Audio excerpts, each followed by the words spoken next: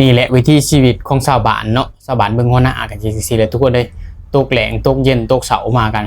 พากันไปหาอยู่หากินเนาะเห็นบอกทุกคนเด็กเล็กเด็กหน่อยนะเนาะเข้ามาแต่หาสะป่าเลยทุกคนแถวหวยแถวหองแถวน้องแถวคลองแถวบึงหันทุกคนที่ว่ามันบกที่ว่ามันโขนเนาะเขาก็พากันไปคือกับหมู่ข่อยเองเลยทุกคนผู้ข่อยก็ตั้งมุกตั้งใจว่าลงมานี่เนาะมาเอามองมายังเอาป่าเลยค่ะตึกแฮเอาน้ำทุกคนเลยนี่แหละเนาะเฮาก็เฮ็ดตามวิ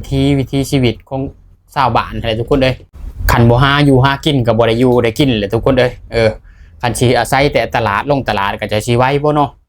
จะชีมีเงินมาแต่ใช้ซื้อกับเขากับคงกับเขาเนาะเวียกงานการช่างก็บ่ได้ไปหาไปเฮ็ดอีหยังทุกคนนี่แหละก็หาพอกลุ่มมื้อกลุ่มวันไปเรื่อยทุกคนนี่หลังจากนี่แหละยังมองแล้วทุกคนเลยนี่แหละเขาบ่ปลดก็สิไปอันนั้นเนาะไปไล่ป่ามาทุกคนไล่ป่ามาให้มันอยู่ในวงกลมที่ว่าเฮาอ้อมมองไว้นะทุกคนแต่มันเข้ามาหันเนาะแล้วก็สิคอยแบบว่าดึงแล้วก็สานให้เอาทุกคนตึงตึกตึงงุ่มตึงตึกตึงงุ่มแหละนี่ผลงานที่ว่าเฮาเฮ็ดมามื้อนี้ทุกคนนี่เลยคอยถือปลาเนาะนี่ได้อยู่วัน3-4 โตตอนนี้ทุกคนเลยนี่เฮาเ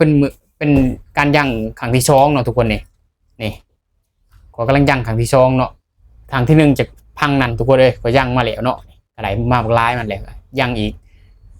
อีกบาทนึงทุกคนแล้วก็สิพากันเพาะสิพากันกลับแล้วอันทุกคนบ่เป็นยังดอกทุกคนมันแดดแห้งมันร้อนเนาะทีมงานเฮาก็อยากเขาแล้วบ่ได้เอาเขามาบ่ได้ซื้อเขามานี่แหละสรุปผลงานที่ว่าเฮาเฮ็ดได้เหมือนทุกคนเลยที่ว่าเฮาหาได้เนาะนี่ปลาเนาะหาโตทุกคนประมาณ5 โลไว้แหละเนาะโตละโลเลยทุกคนปลานิ่นธรรมศาสตร์เลยบ่ได้เลี้ยงได้ทุกคนเลยน้ำบกแล้วจะคอยมาหากินนะทุกคนโอ้มาอันคักอะไรพี่น้องเมื่อยเนาะเต็มที่เลยทุกคนเลยช่างจนบอกทีมงานว่าพ่อเอา2 บาทพ่อแล้วเนาะนี่ก็มันใหญ่ทุกคนปลานิ่นโตใหญ่เนาะ